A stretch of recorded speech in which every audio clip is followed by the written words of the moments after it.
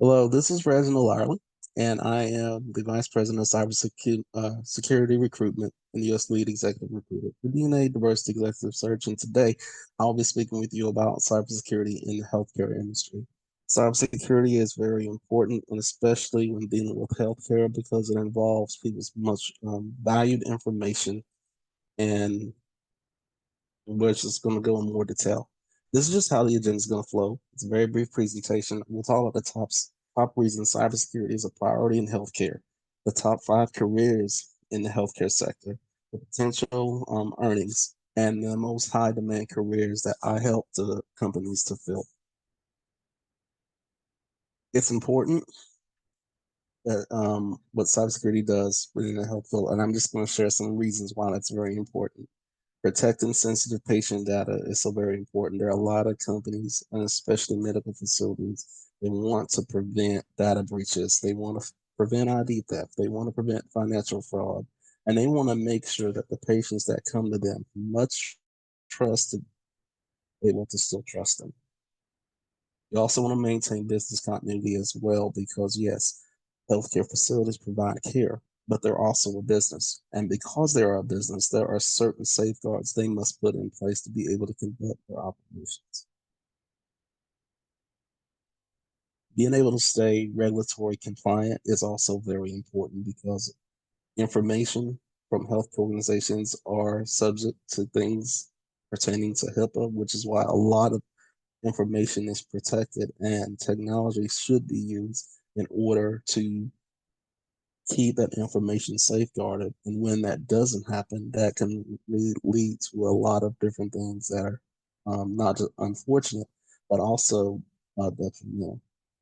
You want to protect against ransomware attacks. Some people may not think that they'll want to get a hold of someone's information and use it, but it is possible. People do it. Also, insider threats. Now, we think the threat might be from outside of the facility or the network. It could be sometimes the threat can be within if you have somebody that's not acting in good faith and have professionals that help be able to keep those kind of issues at bay as well. Let's see what we've got. Safeguarding medical devices. That's very important as well because a lot of these things are managed, and if they're not managed properly or if something happened, it can disrupt patient care, and especially care that's very important, especially things that are life saving, and it can even endanger a patient's safety. We want to make sure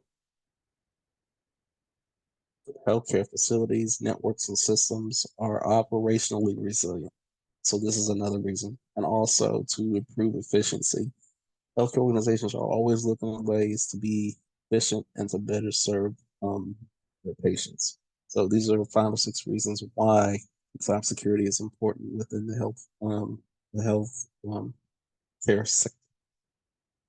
The top 5 jobs that are in demand currently within that sector are your cybersecurity analysts, your network security engineers, your architects, your managers, administrators, and your security assessors. I won't go and read each one, but I'll just give you an overview of each and kind of what they do. Um, your analysts, they're going to look at your overall network traffic for malicious activity and vulnerabilities. The security engineers, they're going to make sure that that network infrastructure is running like it's supposed to and be able to protect applicable information. They're going to use firewalls, whatever they can do to detect intrusions and things of that nature.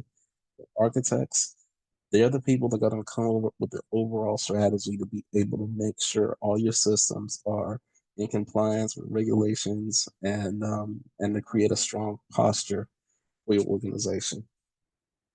Your managers and your administrators, these are generally your overseers of your programs. So these are typically going to be your chief information and chief information officers or chief information security officers, depending on what type of organization it is. And then you have your cybersecurity assessors, and these are the people that are going to conduct those risk assessments and to be able to look at that system and be able to figure out, well, where are the vulnerabilities and what we can do, and be able to let them know what kind of risk they can assume and still protect patient data.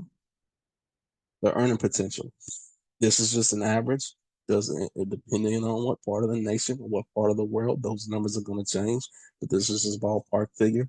In 2025, healthcare cybersecurity professionals could expect to earn an average of $132,960 a year. This is just an average. It could be more, it could be less, depending on where in the nation it is, the type of organization, and the expertise and skills of the individual. Salary can be a wide range, but this is just to give you an overview of what a person, if they're in cybersecurity and they work within the health sector, what they could earn if they're entering this field. These are the areas that are in high demand, that are needed the most: electronic health security, connected medical devices security, cloud security, and regulatory compliance. These are the things that most health organizations want to make sure that they cannot go wrong with, because this affects so many things, and when these things are not taken care of, the repercussions can be far reaching. This is my photo and contact information.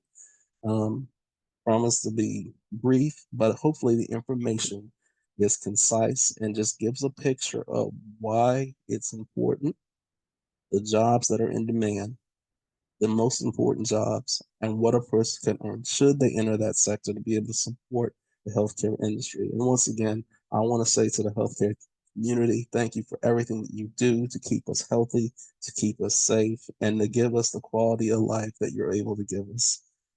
I'm going to stop my share unless there's any questions. Thank you for your time and attention.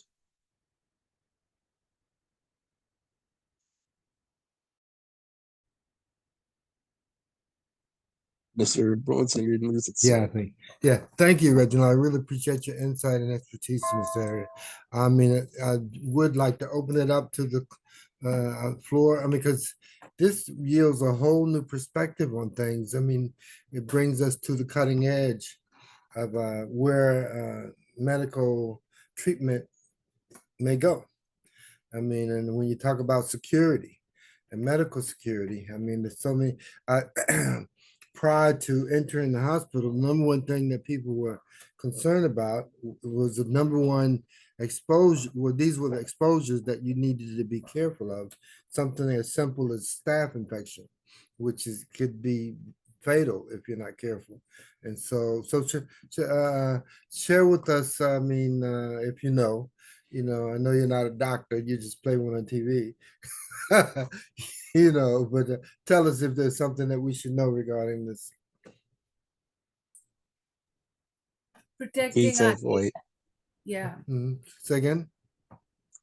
A key takeaway for everyone to consider, and most people in the healthcare profession, and most people will know this. A person's health information is important.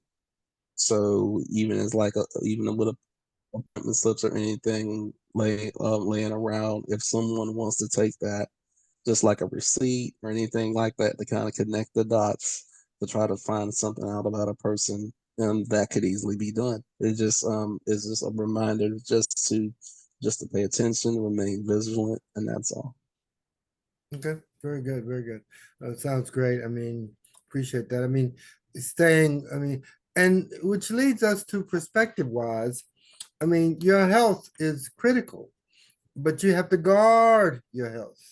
I mean, the primary components of that is that the COVID put us on guard.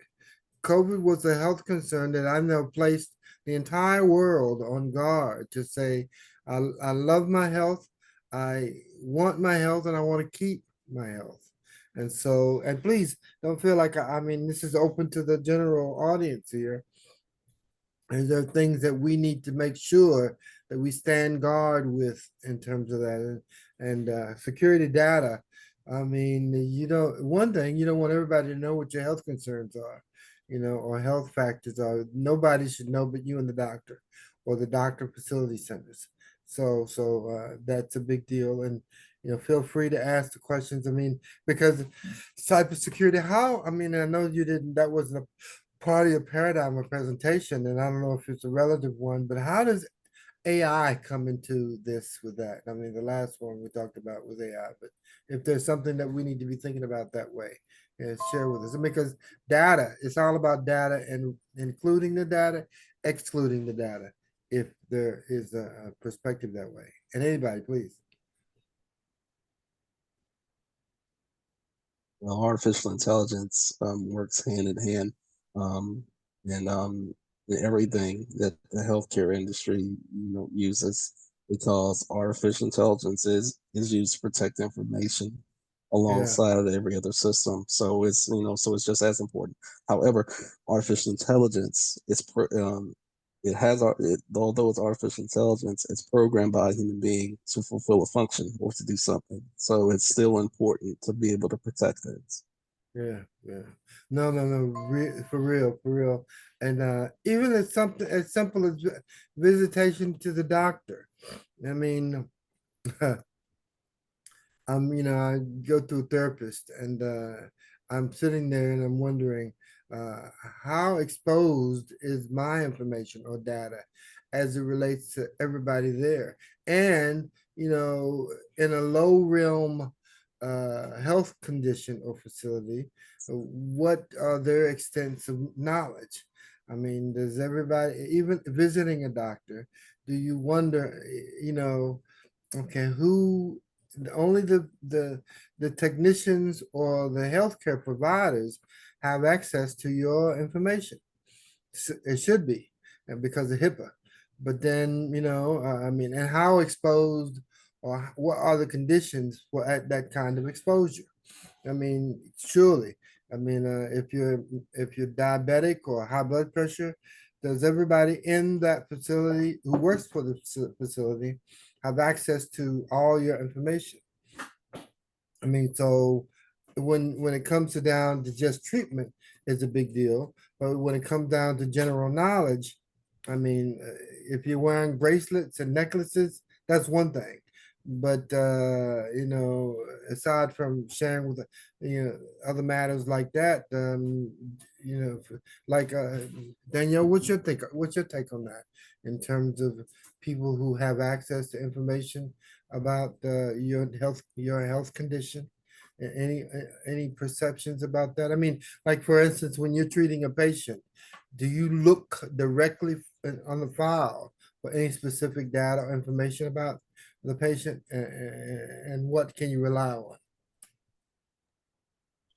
Well, and as I stated earlier too, with the HIPAA rule in place, that is something that we really have to take serious. Like we can lose our job over it. So it's not anything that we take lightly. Even someone trying to call the hospital and get information on a patient, they have code words, there's code security words, so the hospital, the medical system has done a pretty good job of trying to safeguard patient information. Of course, there's the one outs and there's those ways that people can, get a hold of the information. But like even for me, like I can't look at my own chart. Like Huh? it's against policy for Really? me to go in and look at, and that's my information. But that's Mhm. how serious they are taking that health information. So there are a lot of safeguards in place, and I think for the most part, people they're scared to try to do anything different. Mhm. Yeah, because there's licensing conditions in place, and if you know, Exactly. in fact, if you are a treatment provider that requires license certifications, then last thing you want to be caught or in the middle of doing is providing care for something you are not entitled to know. So that's a big deal. Huh, that's cool. That's cool. But I mean, is there any level of care that we should step into?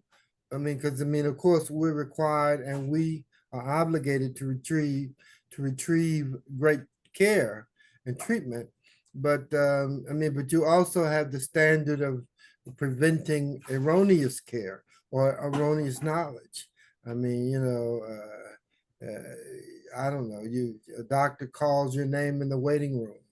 And I mean, now, fortunately, the nurses and patient providers don't call out what you're there for. they only call out your name for treatment. You know, say for instance, okay, the nurse calls your name to visit the doctor. High blood pressure, you know, they're not, then there's no obligation. But when it comes to HIPAA, thank God for HIPAA, and thank God that you're not, there's no obligation for other people knowing. I don't know what it would be like in another country or whatever, but I'm thankful for HIPAA in America. Mhm.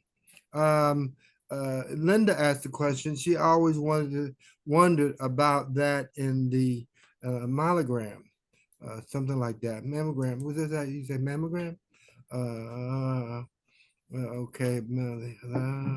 Trying to see what that what the last word was in the waiting room. I was wondering about that in the waiting room. Yeah, but she just wanted to know about the waiting room. In the waiting room, what care is the standard for other patients to know what you are entitled to, what's entitled to be known and what's not.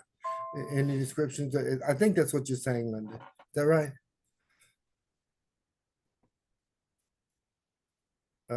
Reginald, if you have some insight on that, you can respond. Linda's on the car. Okay. That is something that I don't have insight on because I'm not medical personnel, and I will not answer a question that I know a medical personnel is better qualified to answer. Gotcha. That is Okay. why I only spoke to how we protect information and then things of that nature. But I can speak to my personal experience working within the Veterans Administration system. I know every time I walk up to the counter, I have to hand over my identification. If it's something where it's over the phone, I've got to verify certain information before they'll even help me with anything that's going on. So they Okay. do a very good job to verify that I am who I say I am before any Right. type of care is delivered. Yeah. But that's a good point too. Is it, can you, I mean, because I mean, at the end of the day, I'd like to know what's in my file. I mean, some things are personal, and some things I have the right to know. Like and the healthcare system that I am a member of, and they keep their file, but they also keep a chart online for me. And so having that chart helps me understand what's being, when a doctor takes a note or makes a reference. Even when it comes to prescription. What does that mean? Anybody with insights on that, please feel free. Feel free. Well, they have what's called My Chart now, and I know you're familiar with that, where you do have access to portals and things in the hospital, and that is where you can see your own information, your labs, the doctor's notes, and that sort of thing. But me as a medical professional, having access to charts, actual hospital charts, those are the charts that I have no right to look at my own stuff. But you absolutely have the right to your personal information on portals and that sort of thing. And through My Chart. Most hospital systems have what's called My Chart. Okay. That's good. That's good. So that should give us some insight or level of security with that data being maintained. I guess the doctor or central care facility I mean, that's not a standard. Is that provided for by every healthcare center? You know, I mean, like I know you said My Chart, that's a Duke system, and I use My Chart with them, but I don't know about the UNC system for that, in North Carolina. And then every state has its own facility center for healthcare. And you're in North Carolina too, Danielle, right? I am. And so Atrium Health, Novant Health, there's also hospital systems in Georgia that I know of, Uh-huh. in Colorado as well, because I was able to Okay. help my dad get in his My Chart. So it's pretty Okay. widespread. I'm not for Okay. sure exactly all the states Mhm. that have it, but it's pretty widespread. Okay. I wonder, and Alan, do you know about is that system available in the UK? Um, My Chart. We have a National Health Service here, so Uh-huh. it's free to just go in and get your medication, whatever you require. Uh-huh. I've had all sorts over the last year. I've been seriously ill. Uh-huh. But you know, I just ring up the doctor, talk to him. He can ring me and talk, chat over the phone. I can go into the medical center and talk, or I get called into hospital. But it's a completely different system. It's just open for everybody in the UK. Okay, okay. Very good, very good. The standard of care, of course, the whole idea is feeling like you're secure is is almost better than, I don't know, feeling secure is better than actually being secure, perhaps. I don't know. You feel like my records are contained and no one has access to my record information but me and the doctors or the personnel that need to know.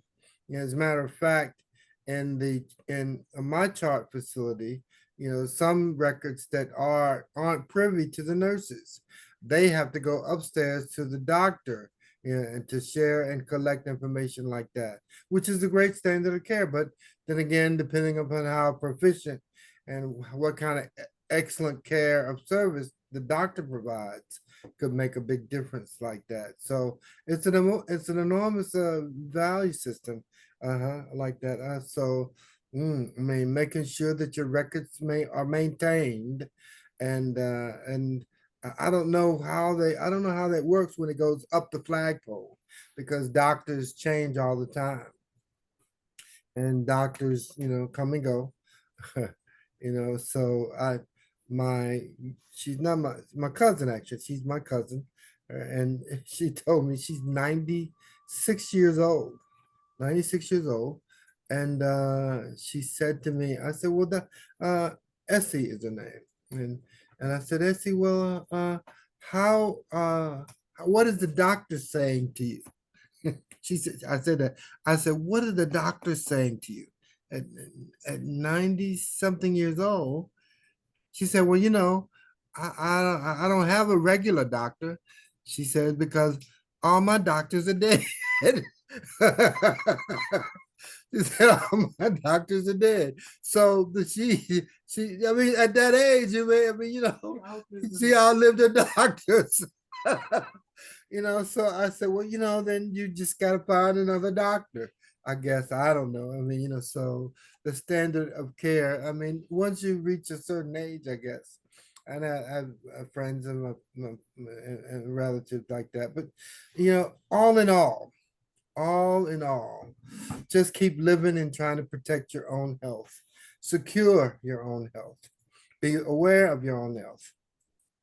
And as long as you have the standard of care and concern for your health, meaning that, okay, I just want to get better. And I've had friends, I met with a gentleman, I didn't meet with him, but we just met each other. Will Howell, just the other day at Sam's.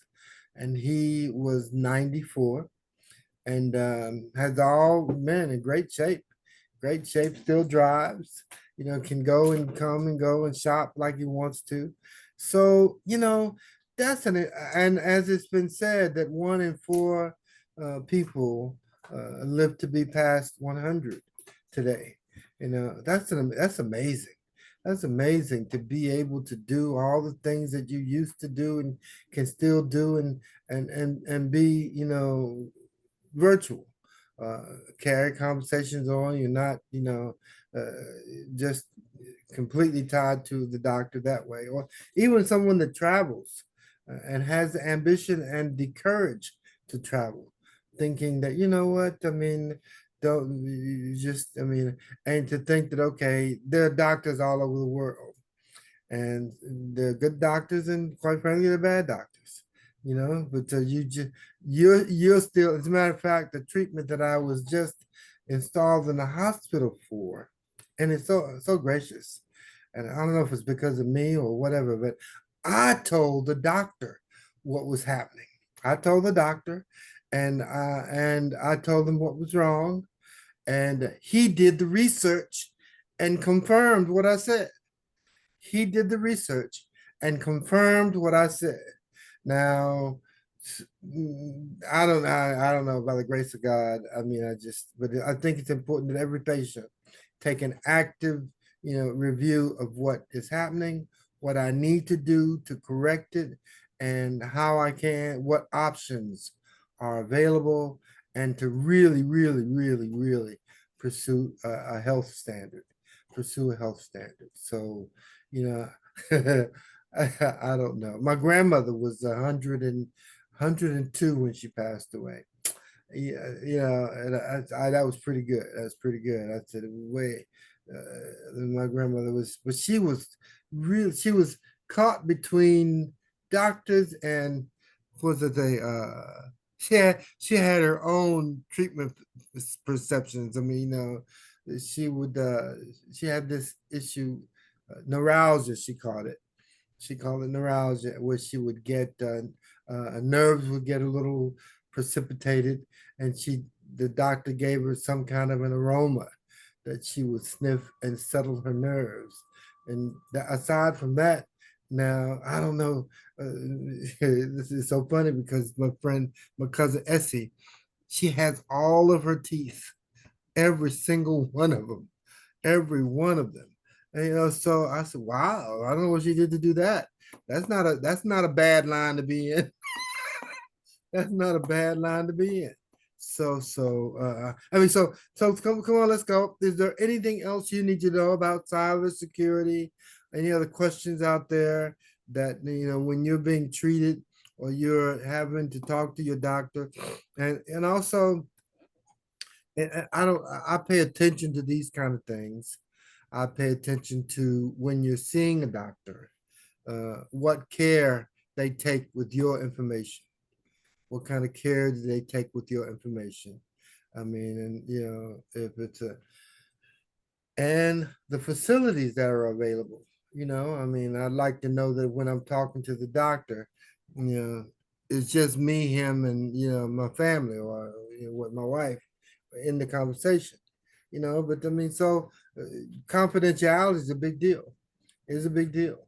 And so we're talking about health and wellness now.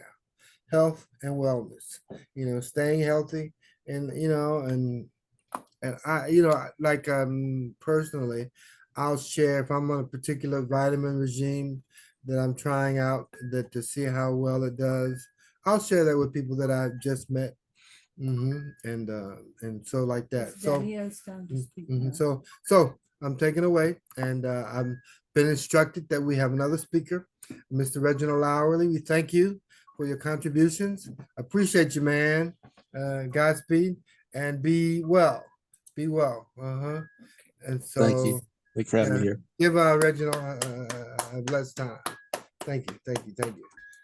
All right. Yes.